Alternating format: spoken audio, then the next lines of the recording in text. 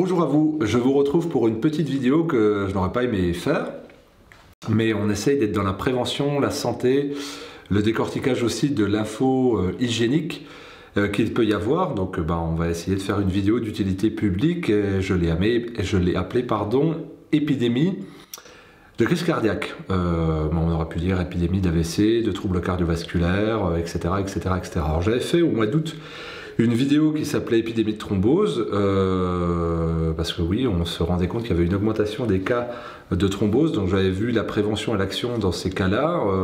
Là, on va voir tout ce qui est cardiovasculaire, crise cardiaque, AVC, parce qu'on se rend compte que ça explose. Donc on va détailler ça avec l'alimentation, le mode de vie, pour revenir comment on peut prévenir ces AVC, ces crises cardiaques, ces infarctus, ces malaises cardiovasculaires, etc., etc.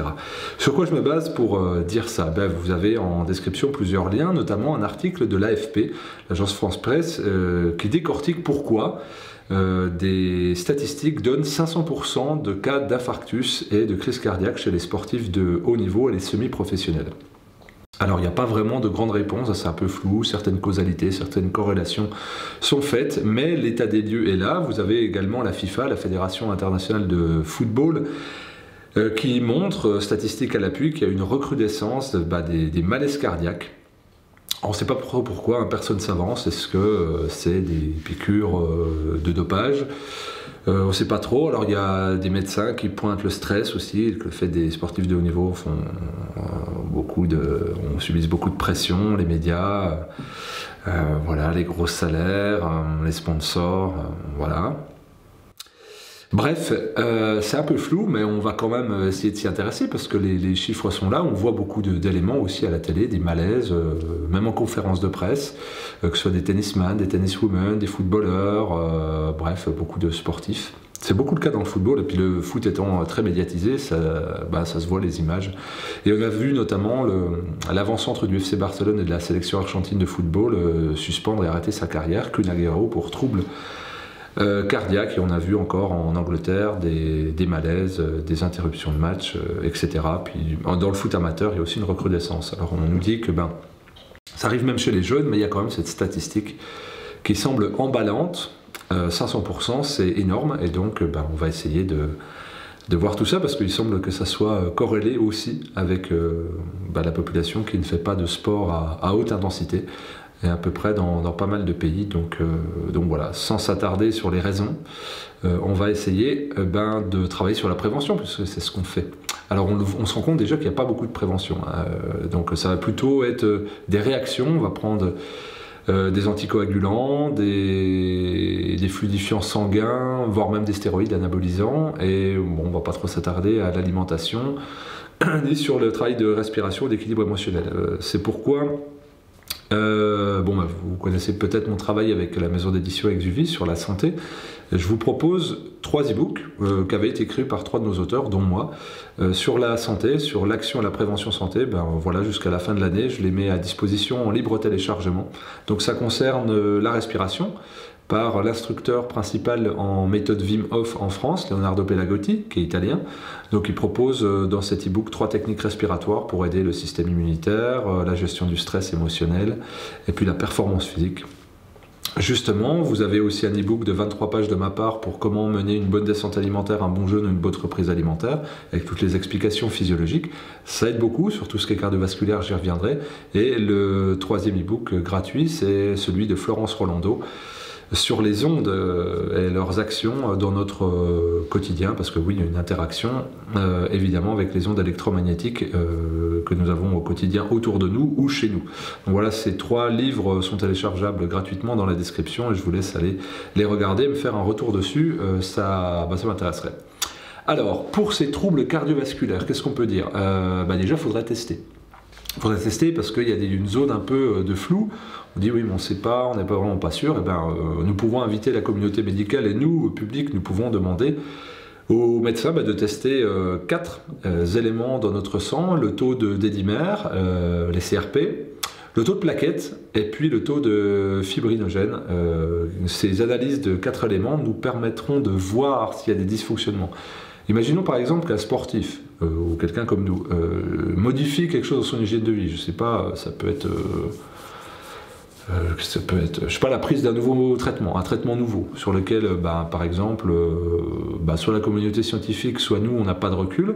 Et avant, on fait ces tests-là, on les fait après, on peut même juste les faire après. Et peut-être que ça montrerait, dans ces 4 paramètres, des variables qui seraient intéressantes d'analyser, de faire remonter, d'étudier, puis de dire, tiens, peut-être qu'il y a une corrélation, peut-être qu'il y a une causalité avec la prise de ce traitement, nouveau. Et puis ce taux de plaquettes, ce taux de dédimère, ce taux de CRP, voilà, peut-être. Donc ça c'est déjà la première chose. Et j'invite vraiment les personnes qui regardent cette vidéo, je vous invite à le faire. Et puis si vous connaissez des gens qui ont pris des traitements autour de vous, à le faire aussi. C'est gratuit, hein, c'est la Sécu qui paye, c'est vous. Donc parce que vous en avez des choses gratuites, des traitements gratuits. Donc voilà, ça c'est la première des choses. Ensuite, on va aller du côté prévention alimentation.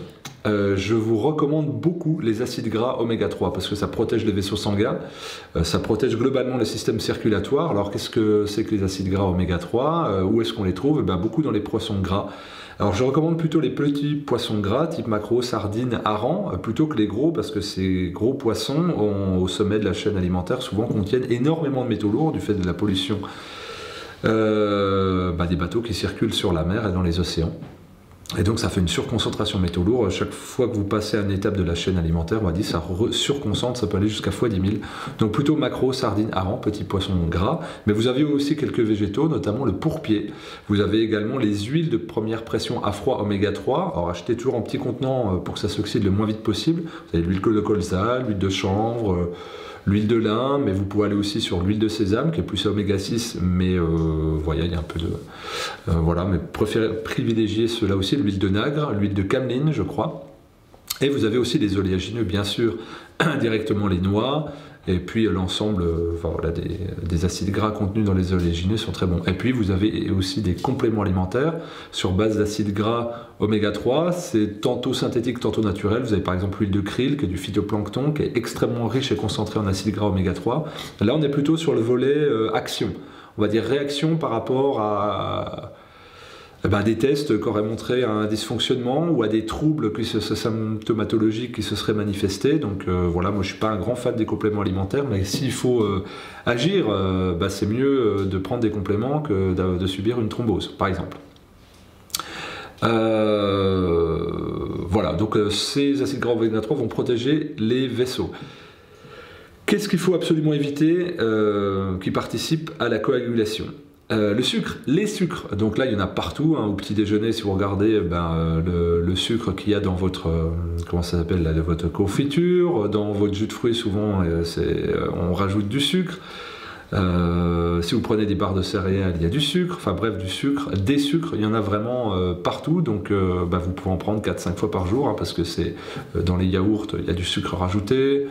On va dire même maintenant dans les plats préparés, en tant qu'il y a des exhausteurs de goût bien sûr, on rajoute du sucre parce que c'est appétant, donc bref, faire gaffe. Et quand je pensais aux plats préparés, dedans vous allez retrouver des additifs alimentaires. Donc ce sont des instigateurs du système homocystéine qui vont participer à léser les vaisseaux sanguins et à participer à la formation de caillots. Donc les exhausteurs de goût, les agents de saveur, on va dire les agglomérants, enfin bref, tous ces additifs qui n'en finissent plus, qu'on analyse plus ou moins et qu'on ne met pas en corrélation les uns avec les autres. En tout cas, on sait, ça sont des études. Alors je vous rappelle le fabuleux livre de Corinne Gouget sur les additifs alimentaires, très bien classé.